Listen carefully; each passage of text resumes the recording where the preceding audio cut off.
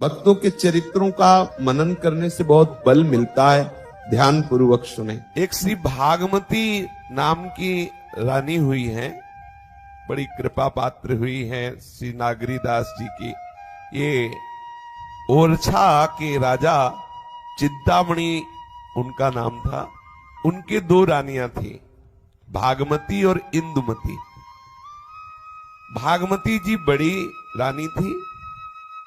स्वाभाविक उनका खिंचाव प्रभु के चरणों में था, क्योंकि इनके माता पिता के यहाँ संत महात्माओं का आना जाना राज घराने से थी, तो संतों की सेवा होती रहती है। जहां संत महात्मा आते रहते हैं वहां निश्चित भक्ति के परमाणु परिवार के हृदय में प्रकाशित हो जाते हैं।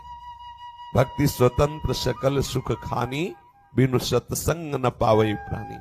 तो बच्चापन से संतों का दर्शन, संतों की जूठन पाना, संतों के समीप बैठकर भगवत चर्चा सुनना, सीधे भगवत भक्ति की महामहिमामयी प्रेममयी वृत्ति को प्राप्त हो जाता है उपासक, जिसको सौभाग्य मिलता है।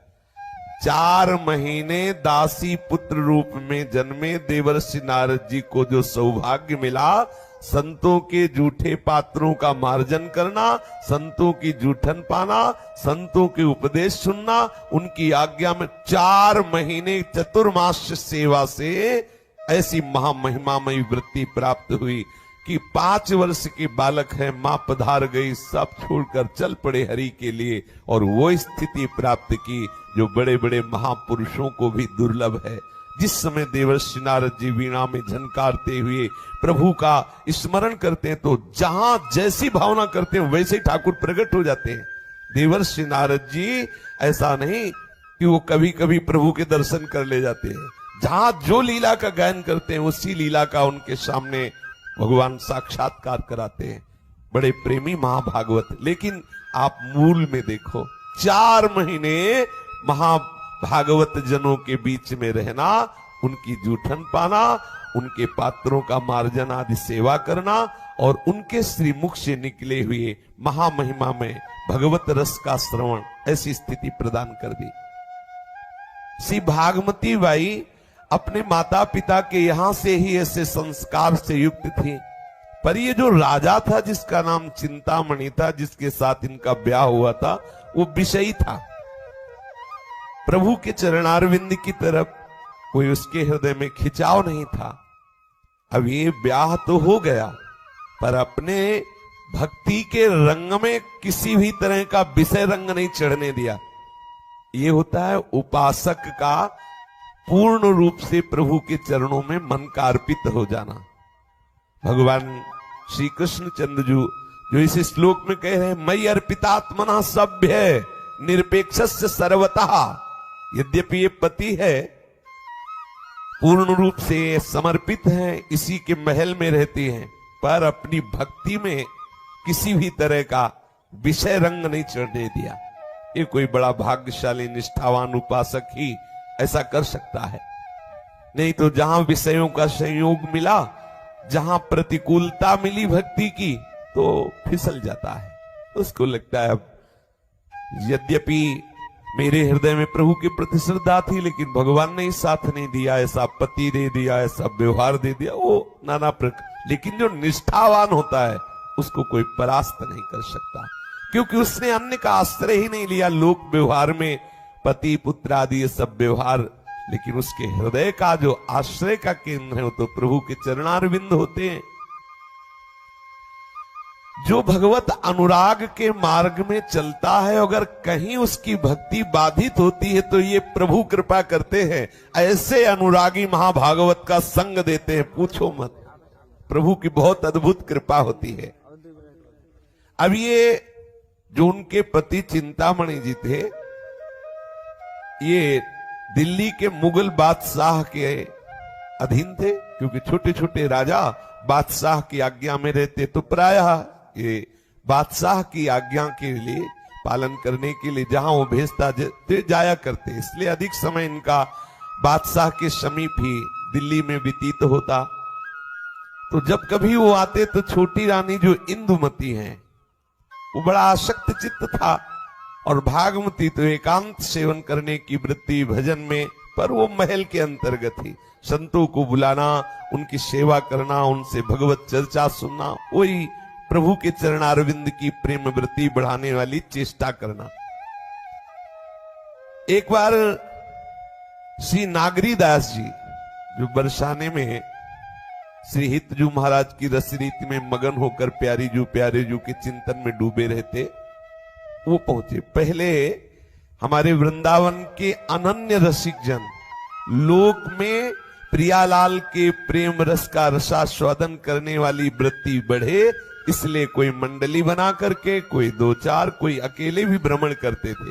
केवल उद्देश्य होता कि जो नवनिवृत्त निकुंज विलासी श्री राधा वल्लभ लाल का एकांतिक रस है, जो बेचारे नहीं जानते हैं, उनको जनाने के लिए, उनको रस देने के लिए भ्रमण करते। जैसे नवलदास जी गए तो परम विद्वान श्री हरिराम व्यास जी को खींच के लाए और वृंदावन रस में, ऐसे प्राय परमानंद दास जी को भी, बड़े बड़े महापुरुषों को खींचने की बातें रसिकों द्वारा देखी गई। यद्यपि वो भक्त हैं, जैसे भागमती जी भक्त हैं, स्वाभाविक भक्त हैं, लेकिन अब ऐसी परिस्थिति आई कि अब इनका पति विषयी है और ये राजरानी रूप में है, महलों में है, और भक्ति का रंग विशेष तभी चढ़ता है जब अनुरागी भक्तों का संग बराबर बना रहे, तो उनकी चर्चा सुनना, प्रभु के विषय की बातें सुनने से उपासक के हृदय में बहुत शीघ्र प्रीति का वर्धन होता है। उपासक तड़पता है कि कहीं मुझे भगवत चर्चा, जहां जहां पिय की बात सुने खोजत तिन गैनन, बावरसो रस में फिरे खोजत नेह की बात। और ये नागरीदास जी महाराज जैसे महापुरुष पूछो मत, 7-7 दिन श्रीमद चतुरासी जी की एक एक पंक्ति में डूबे रहते। ऐसा महारस इनके हृदय में जागृत हुआ कि श्री चतुरासी जी के किसी पद में, किसी भी पंक्ति में डूबे हैं तो पता चला 7 दिन व्यतीत हो गए, 7 रात्रि व्यतीत हो गई। न भोजन की सुधि है, न पानी की सुधि है। बरसाने में एकांत में ऐसे भजन में डूबे रहते कि स्वयं श्री जी एक दिन बालिका के रूप में आई और कहा, बाबा तू तो मधुकरी मांगने भी नहीं जाता, देखो मेरी मैया ने ये भेजा है माधुकरी पा लेना। और माधुकरी जाया कर, श्री जी को बहुत कष्ट होता है। ऐसा श्री जी ने स्वयं नागरीदास जी से कहा कि माधुकरी मांगने जाया कर, श्री जी को बहुत, राधा रानी को कष्ट होता है, कई कई दिन तुम भूखे रहते हो, माधुकरी नहीं मांगते तो श्री जी को अच्छा नहीं लगता है। स्वयं श्री जी बालिका के रूप में आके नागरीदास ऐसे भजन में डूबे हुए महापुरुष का सौभाग्य श्री लाडली जी प्रदान कर रहे हैं भागमती जी को। भागमती जी यद्यपि विपरीत परिस्थितियां उनको घेरे हुए हैं, पति विषयी है, राजा है, महल से वो ऐसा नहीं कि एकदम एकांत में जाकर भजन साधन करें, एकांत में संतों की सभा में बैठे या तीर्थ याटन करें, ऐसा नहीं। तो देखो ठाकुर जी कितने कृपालु हैं, ऐसे रस में डूबे हुए रसिक का संग, यद्यपि भक्तों का संग अत्यंत दुर्लभ है, लेकिन श्री श्यामा श्याम के अनुराग रंग में डूबे हुए रसिक का संग तो और भी दुर्लभ है। किसी सेवक ने सूचना दी भागमती जी को कि एक वृंदावन के रस में डूबे हुए बड़े ही वैराग्यवान और अनुरागी रसिक पधारे हुए हैं, जो उनके निजी जन थे। उन्होंने सोचा, भागमती जी तो विकल हो गई कि कोई वृंदावन का भगवत प्रेमी महापुरुष पधारा, अब हमारे सौभाग्य कैसे उदय हो, कैसे वो आवे। उन्होंने सूचना भेजी कि क्या एक बार ऐसी कृपा करेंगे वो महापुरुष कि यहां महल में पधारे। भागमती बाई की वो सरस भावना नागरीदास जी के हृदय में आकर्षण पैदा किया। वो सेवक जाके प्रार्थना किया तो नागरीदास जी आए। नागरीदास जी की रसमयी शोभा दिखती, रसिकों की अलग शोभा होती, उनके नेत्र घूर्णित होते, वो ऐसे देखते हुए भी लगता है कि कहीं और देख रहे, कहीं और देश में है। देखते ही इतना आकर्षण हुआ भागमती के हृदय में कि लगा अभी तक मेरा जीवन अधूरा रहा, अभी वो प्रेम रस, अभी वो उपासना मेरे हृदय में जागृत नहीं हुई। नागरीदास जी के चरणों में प्रणाम करके कहा, आप जिस रस में डूबे हुए हैं वृंदावन नित्य विहार रस, मैं उस रस का अनुभव करने की अंदर इच्छा रखकर आपके चरणों का आश्रय लेती हूं। नागरीदास जी ने कहा, हमारा जो वृंदावन का नित्य विहार रस है, ये वर्णाश्रम धर्म से ऊपर है, अर्थात इसमें वर्णाश्रम धर्म के विधान का पालन करने का कोई विधान नहीं है। ये वर्णाश्रम धर्म से ऊपर है और ये वेद विधान के भी ऊपर है।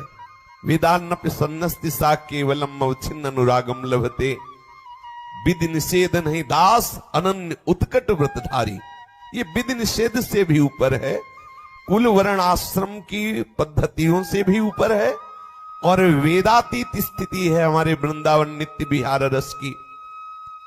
जो हमारे वृंदावन नित्य विहार रस का आश्रय ले लेता है तो भवसागर तो बहुत सुख पूर्वक तर जाता है बिना प्रयास के, और उसको वो रसमय स्थिति प्राप्त होती है जो बड़े बड़े अच्छे उपासकों के लिए भी दुर्लभ है। भवसागर तरना या कोई खास बात नहीं। वृंदावन रस की उपासना में चित्तवृत्ति को जोड़ने वाले उपासक के हृदय में ये आकांक्षा ही नहीं रह जाती कि मैं मुक्त हो जाऊं। वो तो यत्र यत्र मम जन्म कर्म भी नारके परमे पदे थवा, राधिका रत निकुंज मंडली तत्र तत्र हृदय में विराजता हूं। उसकी तो आकांक्षा रहती चाहे नरक भेज दो, चाहे जिस योनि में भेज दो, चाहे, मुझे इसकी कोई परवाह नहीं। पर हे प्यारी जू, आप अपनी परिकर के सहित मेरे हृदय में स्फुरित रहें। और हे किशोरी जू, आप अपने निकुंज परिकर के सहित, निकुंज मंडली के सहित मेरे हृदय में प्रकाशित रहे, चाहे जिस योनि में भेज दे, चाहे जिस नरक में भेज दे। यहां तो ये आकांक्षा ही नहीं कि मैं मुक्त हो जाऊं, मेरा कल्याण हो जाए। पर यदि कोई भवसागर से तरना चाहे तो सुख पूर्वक बिना किसी प्रयास के वो भवसागर से तर जाता है, जो वृंदावन बिहारिणी बिहारी जू के चरणों का आश्रय ले लेता है। श्री हरिवंश प्रताप नाम नौका निज खेवक, भवसागर सुख तरत निकट हरिवंश जो सेवक। भवसागर तरना जो अत्यंत कठिन कहा गया है, यहां बिल्कुल सरल है, क्योंकि महान करुणामयी श्री जी की जो निज सहचरियां आई हुई हैं, उनके कृपा कटाक्ष से बड़ी बड़ी सिद्धियों की, बड़े बड़े सुखों की चाहत मिट जाती है। कल्याण की तो बात क्या, वो ऐसे प्रेम रस में डूब जाता है जहां किंचित मात्र किसी सुख की और आकांक्षा नहीं रह जाती। और न कछु सुहाए तिनको जुगल सेवा सुख पगी। केवल प्यारी जू के प्रेम रस में डूबी हुई प्यारी जू की एक एक चेष्टा का और नेत्रों के द्वारा पान करती हुई प्यारी जू को सुख पहुंचाने की वृत्ति में डूबी हुई ऐसे सहचरी भाव को प्राप्त कराने वाली जो आचार्य स्वरूपा सहचरियां हैं, इनका आश्रय लेने मात्र से ये भव समुद्र से पार होने की बात चली जाती है। नागरीदास जी के वचन सुनते हुए भागमती जी के हृदय में लगा कि अभी तक हमारे हृदय की जो भक्ति है वो अधूरी है, क्योंकि अभी रस नहीं आया। ये रस ऐसा है वृंदावन नित्य विहार रस का। हरिवंश महाप्रभु कहते हैं, जे अवतार कदम्ब भजत हैं, धरि दृढ़ व्रत जुहिए, तेऊ उमग तजत मर्यादा बन बिहार रस पिए। वो जो जहां होता है वो ऐसी उमगन बढ़ती इस रस की चर्चा सुनकर, ये इस रस का ऐसा आकर्षण होता, सब छोड़ करके सी प्यारी जू की ठसक में आ जाता है। भागवती बाई के हृदय में ऐसी प्यास जगी इस रसिक महापुरुष के दर्शन से, उनके वचनों से, कि बस मेरे जीवन का अब लक्ष्य है राधा किशोरी के श्री चरणों की दासता। अब तो बस प्यारी जू के चरणों की दासी बन करके उनको दुलार करना, उनको सुख पहुंचाना, यही हमारे जीवन का लक्ष्य है। नागरीदास जी के चरणों में भागवती बाई ने अपना पूर्ण आत्मसमर्पण, अब आप जो आज्ञा करेंगे, जैसे मुझे आप उपदेश करेंगे वैसे मैं चलूंगी। आप मुझे बताइए कैसे मैं इस वृंदावन नित्य विहार रस को पाऊं। तो उनका इस रस की प्राप्ति के लिए सबसे पहले आप करें कि वृंदावन चलें। और महाप्रभु हरिवंश चंद्र जू के उस समय बड़े पुत्र श्री बंचंद महाप्रभु गद्दी पर विराजमान थे। तो नागरीदास जी ने कहा कि उनके चरणों का आश्रय लो फिर इस रस में, क्योंकि केवल बाहरी चर्चा सुन के इस रस में प्रवेश नहीं हुआ जा सकता। जैसे केवल बाहरी बातें सुन करके सौभाग्यवती को क्या सुख है वो कुमारी कन्या नहीं जान सकती। जब तक वो किसी वर का वर्ण नहीं करती तब तक सौभाग्यवती की बाहर से केवल चर्चा सुनती रहे। उस सौभाग्यवती के हृदय में क्या ठसक होती है क्या उसको उसके प्रीतम से दुलार मिलता है, सौभाग्यवती होने पर कैसी स्थिति होती है, ये तो केवल सौभाग्यवती ही जान सकती है। ऐसे ही आचार्य शरणागत, रसिकाचार्य शरणागत होने पर हृदय की क्या रसमय स्थिति होती है वो केवल शरणागत जानता है। सेवक जी कहते हैं, आन द्वार के मोह ही न जानत। आप तपस्वी हो, योगी हो, आपका कल्याण होगा, आपको सिद्धियां मिलेंगी। लेकिन यदि आप सोचे आप अपने तप बल से, योग बल से श्री श्यामा श्याम के प्रेम रस को जान जाएं तो असंभव।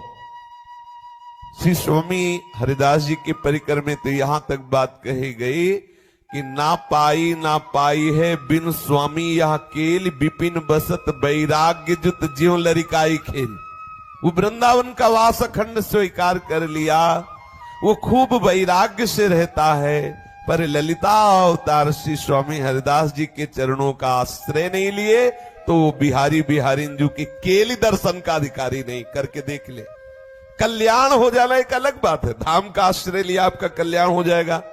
आप वैराग्य से रह रहे, हो सकता है आपके अंदर और भी सिद्धि आ जाए, लेकिन ये सिद्धि प्यारे जू इस समय नवनिवृत्त निकुंज में कौन सी रसमयी लीला कर, ये केवल आचार्य शरणागत, आचार्य प्रदत्त रसोपासना में जिसने चित्त समर्पित कर दिया, आचार्य कृपा कटाक्ष से भाव देह को प्राप्त हुआ महापुरुष ही समझ सकता है। अन्यथा श्रीमद राधा सुधा निधि में आचार्य चरण कहते, संभाव्योपि बिरंची नारद शिव स्वयं भुवाद्यैर्नयः यन्नारदादेश सुकैरगम्यं वृंदावने वंजुल मंजु कुंजे तत्कृष्ण चेतो हरणैक विज्ञे मत्रास्त किंचित परमम रहस्यम।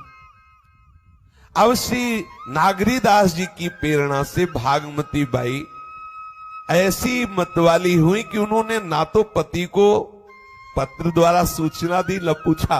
ओ, मस्ती है, निरपेक्षस्य सर्वतः, कोई किसी भी तरह का भय नहीं, किसी की अपेक्षा नहीं। वृंदावन आई, बनचंद महाप्रभु का कृपा प्रसाद प्राप्त किया, दीक्षा ग्रहण की। फिर नागरीदास जी बरसाने में जितने ब्रजवासी की छोटी छोटी बालिकाएं, सबका पूजन करवाया, क्योंकि रानी थी ना, ऐश्वर्य था। खूब ब्रजवासी बालिकाओं का पूजन कर, उनको वस्त्र देना, उनको सुंदर सुंदर भोग पवाना, उनको भेंट देना। और भी ये ब्रजवासियों की सेवा करने से प्यारे जू का कृपा कटाक्ष प्राप्त होता है, पक्का समझ लेना। कभी भी किसी ब्रजवासी के प्रति हे भावना हो कि अरे तो ऐसे ही मांगते रहते हैं 10-10 रुपए। जैसे आप बरसाने जाइए तो देखिए श्री लाडली जी के निज परिकर है, वो आपसे याचना 10 रुपए 20 रुपए, आप अपना सौभाग्य मानिए। अगर नहीं दे रहे तो भी आप प्रणाम करके रहिए, उनके प्रति ऐसी भावना ना कीजिए कि ये तो बड़े निकृष्ट जन है, ऐसी भावना मत करना। ये सब लाडली जी के निज जन हैं और बिल्कुल सच्चे प्रेमी जन हैं, सच्ची मानिए। ये रात दिन लाडली जी के ही ध्यान में रहते हैं, बाहरी इनकी बातें मत देखना। नागरीदास जी भागमती बाई को ले गए और जितनी भी बरसाने की छोटी छोटी सब बालिकाएं थी और भी ब्रजवासी खूब, ये तो राजघराने से तो वैभव की कोई कमी नहीं थी, खूब सेवा करवाई।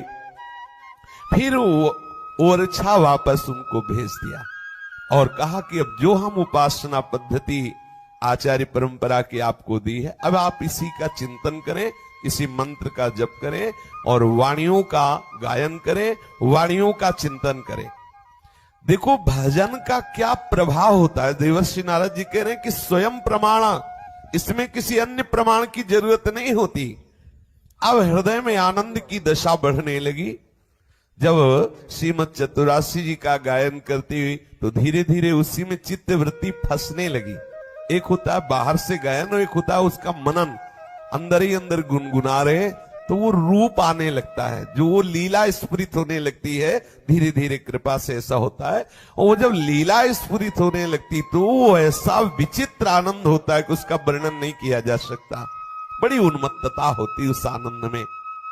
अब उनका जब पति आया और उसने पूछा कि बीच में आया था, पूछा कहां गई भागमती, महल की रानी होती हुई कहां? उनका वो तो किसी संत के साथ ब्रजमंडल की यात्रा में गई है। बहुत, अब चूंकि बादशाह का आदेश पालन करना था, नहीं तो उसी समय ब्रजमंडल आते। अब वो तो जब ओरछा गए वहां देखा रानी ने ये सुना तो उनका इतनी हिम्मत कैसे हो गई कि हमारी पत्नी होते हुए राजरानी होते हुए किसी संत के साथ ब्रजमंडल की यात्रा करना मेरे से कोई अनुमति नहीं, मेरी कोई बिल्कुल विरोधी भाव उसके हृदय में भागमती जी के प्रति प्रकट हो गया। अब जब वहां आया तो भागमती जी आ चुकी थी। भागमती जी को उसने चाबुक से एक पहर तक पीटा, एक पहर तक महल में खूब पिटाई की भागमती जी की, पर बस राधा वल्लभ श्री हरिवंश, राधा वल्लभ श्री हरिवंश मार चाबुकों। अब रानी का शरीर वैसे ही सुकुमार और फिर भगवत भजन में डूबी हुई और इतना मारा एक पहर तक की चाबुक ही चाबुक शरीर में, पर ना उनकी मुस्कुराहट में कोई फर्क था ना उनके भजन में कोई फर्क था। यह है स्वयं प्रमाण भक्ति का, जिसके हृदय में भगवत अनुराग से युक्त चिंतन चलता रहता है। कोई कितनी भी पीड़ा दे उसका भजन नहीं रुक सकता। जब भजन चल रहा है तो उसका आनंद नहीं रुकेगा, क्योंकि वो अखंड आनंद है। शरीर के द्वारा जो अनुभव में आने वाले दुख सुख है उससे ऊपर उठा हुआ महापुरुष कभी ऐसा नहीं कि भारी विपत्ति रोग से शरीर ग्रसित, अपमान तिरस्कार मारपीट आदि से विक्षिप्त हो गया और अब भजन छूट गया, ऐसा कभी नहीं हो सकता। ये देखो भक्ति स्वयं प्रमाण है। इतने से भी उसका हृदय प्रसन्न नहीं हुआ कि चलो एक पहर मार पीटा, अब थोड़ा हम प्रेम का बर्ताव करें, नहीं। अब वो पूरा का पूरा विरोध भाव हृदय में श्री भागमती बाई के प्रति। और भागमती ऐसा भी नहीं कि उनसे ये कहे कि हमसे गलती हो गई। भगवत चरणारविंद की ठसक में रहने वाले जो जन होते हैं इनकी बड़ी विचित्र दशा होती है। इनमें ये नहीं होता कि वो इस बात के लिए क्षमा मांगे कि हम भजन साधन वृंदावन गए, ये सब हमारे लिए अपराध कोई बन गया जो आप नाराज है क्षमा करें, ऐसा नहीं होता। जब प्रहलाद जी को गोद में बैठाल के हिरण्यकश्यप पूछा कि बेटा तुम्हें सबसे प्रिय वस्तु क्या है, तो जब उन्होंने वर्णन किया कि भगवान श्री हरि की नवधा भक्ति, तो उठा के पटक दिया। अरे मेरा पुत्र होकर मेरे दुश्मन हरि की बड़ाई करता है। तो प्रहलाद जी पहले तो पिताश्री कह के बात करते थे, फिर जानते हो क्या दैत्यराज कह के बात किया। एक क्षण उनके हृदय में कभी ये आदर भाव नहीं आया मेरा पिता, नहीं, जो हरि का विरोध करने वाला क्या पति क्या पिता क्या पुत्र। तजिए ताहि कोटि वैरिशम यद्यप परम शनि। भागमती जी बाई टूटी नहीं कि भाई एक पहर तक चाबुकों से मारना, टूटी नहीं कि मुझे क्षमा कर दो, मैंने आपसे आज्ञा नहीं ली, वृंदावन गई या भजन मार्ग में या संतों से मिली या कुछ नहीं, बस अपने भजन चिंतन में लगी रही। अब उसने जब देखा कि इतने पे कोई भी इसके ऊपर प्रभाव नहीं पड़ रहा, ना तो क्षमा मांग रही है, ना तो रो रही है, ना बिकलता, तो पहरे एक लो चाबुक झुरी, तनक न लगी भजन में पूरी। पहर एक लो चाबुक झुरी, तनक न लगी भजन में पूरी। मारत हाथ थके बहुत त्रासत, त्यों त्यों तीय तन बदन पिकाशत। मारत हाथ थके बहुत त्रासत, त्यों त्यों तीय तन बदन विकासत। पति यमवत जातना उपाई, छाती ऊपर सेज बिछाई। पति यमवत जातना उपाई, छाती ऊपर सेज बिछाई। तापर लहुरी रानी संग लिए, केली करी सब निसिरति रंग हिय। तापर लहुरी रानी संग लिया केली करी सब निसिरति रंग हिया भागमती दंपति रस भीनी भक्ति भाव में नेकु नहीं नी भागमती दंपति रस भीनी भक्ति भाव में को नहीं रात भयो राजा उन रानी बमन कियो सब किनहु जानी रात भयो राजा और रानी पवन कियो सब किनहु जानी। जैसे ही यमराज पापी जीव को यम यातना देता है, ऐसे ही राजा विरुद्ध भाव से युक्त होकर भागमती बाई को और भी कष्ट दिए। जब वो विविध प्रकार की ऐसी विपरीत परिस्थितियां भागमती जी के सामने प्रकट करता, फिर देखता जैसे कोई पीटने वाला होता है ना, जो देखता रो रहा है बहुत दुखी, तो उसे सुख मिलता है। लेकिन ये तो प्रसन्न मुद्रा में कितना मारा, लातों से मारा, चाबुक से मारा, कटु वचन कहे, लेकिन उनको कोई फर्क नहीं। चित्त में श्री राधा वल्लभ लाल जी बसे हुए हैं, मन राधा वल्लभ जी की नक्सिक रूप माधुरी का पान कर रहा है। कौन देखे कि शरीर को क्या हो रहा है, शरीर की स्थिति ही नहीं है। वो देह भाव से ऊपर उठी हुई नागरीदास जी की कृपा कटाक्ष से दंपति रस भीनी प्रिया प्रीतम के प्रेम रस में डूबी हुई है।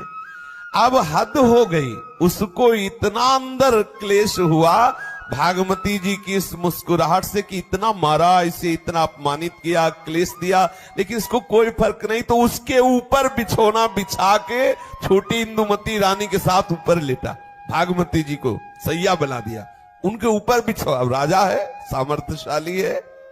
भागमती बाई अंदर ही अंदर प्रिया प्रीतम का चिंतन कर रही और वो ऊपर नाना प्रकार से कष्ट देने की चेष्टा कर रहा है। हद हो गई। अब तो ऊपर उनको सैया बना दिया, बिछौना बिछा के छोटी रानी के सहित ऊपर बैठा हुआ, हास्य विनोद आदि। ऐसी रात में भागमती जी बाई अंदर से ही प्रिया प्रीतम के प्रेम रस के चिंतन में डूबी हुई है। तो अब हद हो गई, अब अपराध की सीमा हो गई, इतना मारा पीटा हुआ सब लीला। अब ये कोई ना समझे, कभी किसी भक्त को अगर ऐसा कष्ट दिया जा रहा है तो ये ना समझे कि वो किसी भी तरह से शांति को प्राप्त हो जाएगा। भले अभी आपको परिणाम नहीं दिखाई दे रहा, लेकिन जब परिणाम आना शुरू होगा तो फिर वही भक्त बचा ले तो बचा ले, दूसरा कोई सृष्टि में नहीं है। ये सिद्धांत है।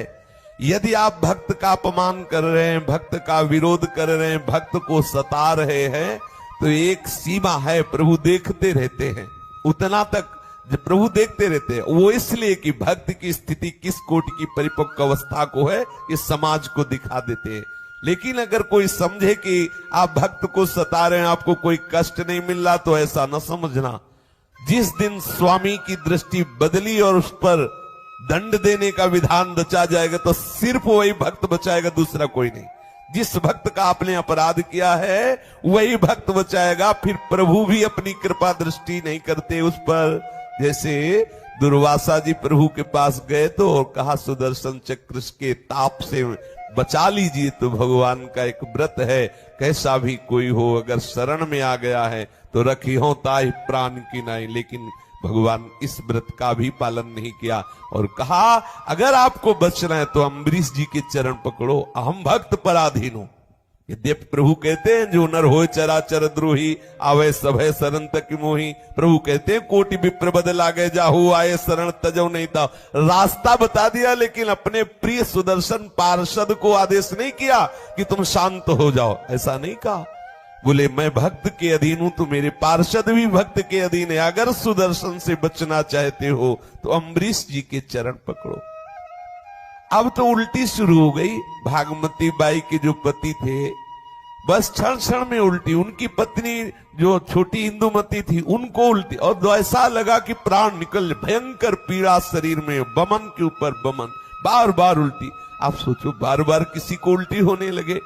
अब राजवैद्य बुलाए गए, दवाइयां देने, कोई फायदा नहीं। और रानी के जो इंदुमती रानी जो भागमती के ऊपर बैठी थी राजा के साथ, पूरे शरीर की चमड़ी उधल गई, जैसे उसने चाबुकों से मारा था भागमती बाई को, तो पूरा प्रहार इंदुमती रानी के शरीर में, क्योंकि वो राजा के पक्ष में थी, भागमती के विरोध भाव में थी। पूरे शरीर की चमड़ी उधल गई, कोड़ा वहां पड़े और प्रहार उसके लग रहा है, और क्षण क्षण में उल्टी, भयानक पीड़ा, कोई दवा काम न करे, जैसे मछली तलफे, ऐसे दोनों राजा और रानी दोनों तलफ रहे। अब उन वहां के जो विवेकवान सलाहकार थे, उन्होंने राजा से कहा, महाराज यदि आप बचना चाहते तो एक ही उपाय, आप भागमती रानी के चरण पकड़ लीजिए। आप दोनों पति पत्नी उनके चरण पकड़ लीजिए, वो कृपा करें तो भले आप बच जाए, नहीं अब कोई औषधि काम नहीं कर रही, और इस पीड़ा से बचने का कोई उपाय नहीं, क्योंकि भक्त अपराध बन गया। आपकी महारानी भागमती जी परम भक्ता हैं, भगवत चरणारविंद की अनुरागिणी हैं। ये अपराध आपको कहीं भी चैन नहीं लेने देगा। अब आप ये छोड़िए कि आप राजा हैं, इनके पति हैं, चरण पकड़ लीजिए, और ये करुणामयी है, कृपा करेंगी, अभी आपको शांति मिल जाएगी। जब राजा ने भी देख लिया कोई उपचार काम नहीं कर रहा, कष्ट बढ़ता जा रहा है, छोटी रानी की भी प्राणगत ऐसे लगे जिसे प्राण निकल जाएंगे, ऐसी भयंकर पीड़ा, त्वचा चाबुकों से उधली हुई, क्षण क्षण में बमन हो रहा है, कोई औषधि काम नहीं कर रही। अब तो उनको लगा एक ही उपाय जो हमें सलाह दी जा रही, यही उपाय है। भागे और भागमती बाई के चरणों में दोनों राजा और रानी गिर पड़े, और उनका मेरी रक्षा करो, आप ही मुझे बचा सकती हो, मैं अपराधी हूं, आपके प्रभाव को नहीं जाना, मेरी रक्षा करो। उन्होंने बहुत सरल भाव से कहा कि आप इस कष्ट से ही नहीं, अनंत जन्मों के कर्म बंधन से मुक्त हो जाएंगे, आप हमारे राधा वल्लभ लाल की शरण हो जाइए, आप श्यामा श्याम की शरण में हो जाइए। आप व्यर्थ में शरीर सुखों में फंसे हुए हैं, इसलिए आपको ऐसा विरोध भाव लगा। अनंत जन्मों के कर्म संस्कार आपको बांधे हुए हैं, बार बार जन्म, बार बार मृत्यु, ये दंड देते रहेंगे। मेरी बात मान लो, आप श्री श्यामा श्याम की चरण शरणों का आश्रय ले लो और खूब भजन करो, इसी से आनंद। ये है देखो भक्त का स्वरूप। कैसी विपरीत परिस्थितियां, कैसा मारपीट किया, कैसा अपमान किया, लेकिन उनके हृदय में क्या है। जैसे विभीषण जी को भरी सभा में लात मार रहा है रावण, लेकिन विभीषण जी क्या कह रहे हैं, तुम पितु सरिस भले ही मुहि मारा, राम भजे हित नाथ तुम्हारा। ये भक्त की स्थिति है, इसमें किसी और के प्रमाण की जरूरत नहीं, उसका हृदय प्रमाणित कर देता है कि भक्ति के द्वारा उसको क्या प्राप्त हुआ है। भागमती बाई जी ने कहा, आप राधा वल्लभ लाल जी की शरण में हो जाइए, तो आप देखेंगे कि वो कितने कृपालु हैं, आपके सारे अपराध क्षमा कर देंगे, आपका जीवन सफल हो जाएगा। राजा ने बात मान ली, और भागमती जी राजा को और रानी को साथ लेकर के वृंदावन आई, और अपने गुरुदेव से उनको दीक्षा दिलाई, रसिकों का संग करवाया। श्री नागरीदास जी के आदेश से समस्त ब्रजमंडल के ब्रजवासियों और विशेष करके बरसाने के ब्रजवासियों का पूजन करवाया, उनको भेंट पूजा सेवा करवाई। तो ब्रजवासियों की कृपा से और आचार्य चरणों की शरणागति और राधा वल्लभ लाल जी के चिंतन के प्रभाव से भागमती जी के संग का ऐसा रंग चढ़ा कि वो राजकाज करते हुए भी रसिक हो गया। ये देखो प्रभाव, थोड़ी देर के लिए तो विमुखता माया ने लाए, ऐसा प्रभाव डाला कि घोर नरक भोगने पड़ते, लेकिन कृपा सिंधु श्री हरि के दासों का यही महत्व है, किसी भी तरह से यदि उनसे अपनापन हो जाए तो निश्चित मंगल हो जाता, निश्चित। ये राजकाज को करते हुए भी रसिक हो जाना, ये थोड़ा कठिन बात है। भक्ति और रसिक, इसमें अंतराय है। पूर्ण रूप से प्रियालाल के सुख में निमग्न रहना, प्रियालाल के अनुराग रंग में निमग्न रहना, ये स्थिति आ गई। इसीलिए देवर्षि नारद जी कहते हैं कि भक्ति के लिए कोई और प्रमाण की आवश्यकता नहीं, स्वयं प्रमाण है भक्ति। आपका हृदय बताएगा। ये श्री वृंदावन नित्य विहार रस की भक्ति तो चरम सीमा की प्रेम लक्षणा भक्ति का गाढ़ स्वरूप है। आपके हृदय में यदि प्रियालाल के प्रति अपनापन नहीं आया, आपके हृदय में यदि किसी और व्यक्ति का आश्रय है, आपके हृदय में यदि किसी और विषयों का सुख अभी आकर्षित करता है, तो अभी रस की वृत्ति नहीं आई। आप इतना जरूर स्वीकार करें, तभी आपकी जो हृदय में एक कमी भावना आएगी कि अभी रस नहीं है, तो आप आगे बढ़ेंगे। अगर संतोष कर लेंगे उपासना में, तो विषय रस में आप फिसल जाएंगे। विषय रस में ना फिसल पाए, इसलिए असंतोष आवश्यक है। प्रभु के भजन में असंतोष चाहिए, विषयों के लिए संतोष चाहिए, लेकिन भजन के लिए नहीं। इसीलिए श्री लाल जी स्वयं वर्णन कर रहे एकादशी स्कंद में, कह रहे मयि अर्पितात्मनः सभ्य निरपेक्ष सर्वतः मयात्मना सुखम यत् कुतः स्याद् विषयात्मनाम। जो विषयी पुरुष हैं, चाहे वो भले चक्रवर्ती सम्राट हो, चाहे देवराज इंद्र हो, चाहे वो ब्रह्मा के परमेष्ठी पद में हो, यदि उनके हृदय में इस कोटि का भक्ति का रंग नहीं चढ़ा, तो अनुभव ही नहीं कर सकते क्या उस भक्त को सुख मिलता है। ये भक्ति का सुख किसी बाहरी लक्षणों से प्रमाणित नहीं किया जा सकता, या कोई बाहरी पदाधिकारी उसकी कल्पना भी नहीं कर सकता कि भक्त को क्या सुख मिलता है। क्योंकि ये जो भक्ति हृदय में स्फुरित हुई, तो ऐसी स्थिति लाती है। इसी में है न पारमेष्ठ्यम न महेन्द्रधिष्ण्यम न सार्वभौमम न रसाधिपत्यम न योग सिद्धि पुनर्भवम वा मयि अर्पितात्मेच्छति मद बिनान्यत। आहा, इस भक्ति का रंग कैसा चढ़ता है। स्वयं प्रभु कह रहे हैं कि ब्रह्मा का पद दिया जाए, तो वो ब्रह्मा का पद उसके हृदय में लोभ नहीं पैदा कर सकता, जिसके हृदय में भक्ति का रंग चढ़ जाता है। और विषयों की तो बात जाने दो। न पारमेष्ठम न महेन्द्रधिष्ण्यम, वो देवराज के महान सुख भोग विलास वैभव की भी आकांक्षा नहीं करता। वो सार्वभौम सम्राट पद भी नहीं चाहता, वो रसातल का भी सुख नहीं चाहता, न योग सिद्धि, वो योग की सिद्धियां भी नहीं चाहता, न पुनर्भवम वा, वो मोक्ष भी नहीं चाहता। क्यों? क्योंकि उसने अपने मन को मेरे चरणों में लगा दिया है। अब आप विचार करो, कैसा सुख भक्ति का मिलता है, जिस सुख के बल पर वो ब्रह्मा का भी परमेष्ठी पद, देवराज इंद्र का पद और भी सम्राट आदि योग सिद्धियां और मोक्ष तक को भी वो ठुकरा देता है। और यहां हमारी स्थिति, छोटे से विषय को भी हम नहीं त्याग सकते, तो अभी कहां भक्ति का रस आया। इसलिए असंतुष्ट रहो इस बात से कि अभी हमारा भजन वो नहीं होता जो होना चाहिए, अभी वो रस रंग नहीं आया भक्ति का जो आना चाहिए।